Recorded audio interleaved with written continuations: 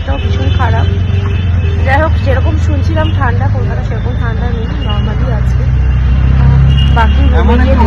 Hello everyone, welcome back to my another daily blog. তো আজ তো পৌঁছে গেছি আমরা কলকাতায়। তো বেনারসে আমরা রাত্রিবেলা উঠেছিলাম আর এখানে একদম সকাল সকাল পৌঁছে গেছি। তারপর চলে গেছিলাম, এবার আমরা ছিলাম হচ্ছে হোটেলে, আমরা কোনো কারো বাড়িতে ছিলাম। আমার কলকাতায় প্রচুর রিলেটিভ থাকে, আমার কাকা পিসি সবাই আমাদের অনেক বলেছিল, বাট আমরা যাইনি। কারণ এবার দীপন হচ্ছে বলেছিল ফুড এক্সপ্লোর করতেই, স্পেশালি ও কলকাতায় যাবে। লাস্ট ইয়ারও আমরা গিয়েছি, একটা কারণে গিয়েছিলাম, তো সেভাবে আমরা ফুড এক্সপ্লোর করতে পারিনি। তো তার জন্য ভেবেছি এখানে একটি এমন জায়গায় থাকবো যেখান থেকে সবকিছু আমরা যেন যাওয়া আসা করতে সুবিধা। কারণ আমার যত রিলেটিভের বাড়ি আছে সব কিন্তু ঢালার সাইডে, তো একটু দূরে হয়ে যায়, তার জন্য আমরা একদম মিডল পয়েন্টে ছিলাম। কলকাতা আমার অনেক স্মৃতি, ছোটবেলা আমার কলকাতায় অনেক, এভরি মান্থে 4 থেকে 5 বার আমরা কলকাতা যেতাম। অনেক স্মৃতি, অনেক ভালোবাসা। তারপরে আমরা কিন্তু ফ্রেশ হয়ে রুম থেকে বেরিয়ে যাই, কারণ অলরেডি তখন লেট হয়ে গেছিল আমাদের হোটেলের রুম খুঁজতে।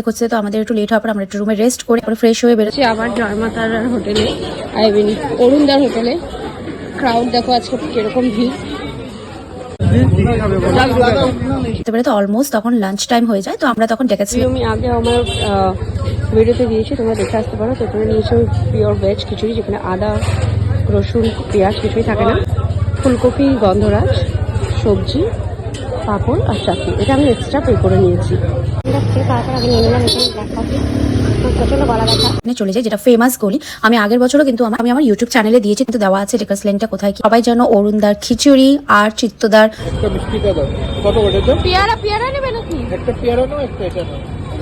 Chicken stew. তো আমরা ওরকম চিকেন স্টু খাইনি, যেহেতু অলরেডি তখন 3টে বেজে গেছে। তো আমি চলে গেছিলাম, যেহেতু আমার সেদিন ভেজ ছিল, তো আমি চলে গেছিলাম অরুণদার কাছে, যেখানে কিন্তু খিচুড়িটা এত টেস্টি, না আদা না রসুন না পেঁয়াজ কোনো কিছু। দীপন আবার ননভেজ খেয়েছিল, অরুণদারই একটা ননভেজের হোটেল আছে সেখানে। আর আমি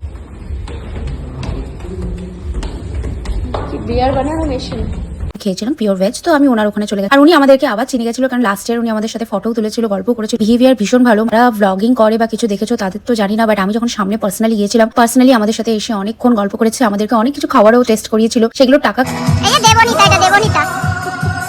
ছুটেই নেবে না বলেছিল, বাট আমরা এত রিকোয়েস্ট করেছিলাম যে না, আমরা কোনো ফুড ব্লগার না। এখন বলেছিল যে ফুড ব্লগার না, এত দূর থেকে যে ছুটে এসেছো, ভালোবাসা এটাই আমার কাছে পাওনা, তার জন্য তোমরা এটা ট্রাই করো। লাস্ট ইয়ার তো অনেক কিছু ট্রাই করেছিলাম, তো এই বছর সেরকম ভাবে কিছু ট্রাই করিনি, আমি সিম্পল নিয়েছিলাম।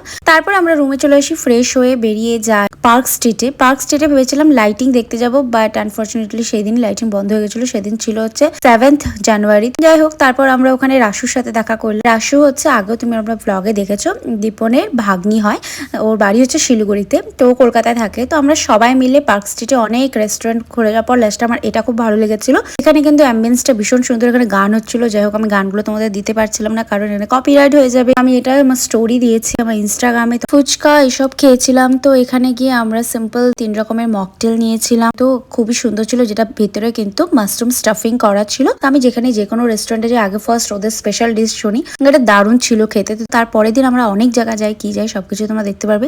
সো আই হোপ ভিডিওটা ভালো লেগেছে, ভালো থাকলে অবশ্যই লাইক শেয়ার সাবস্ক্রাইব করে পাশে বেল আইকনটা ক্লিক করে শেয়ার করো। Bye, stay tune, comment new blog, by.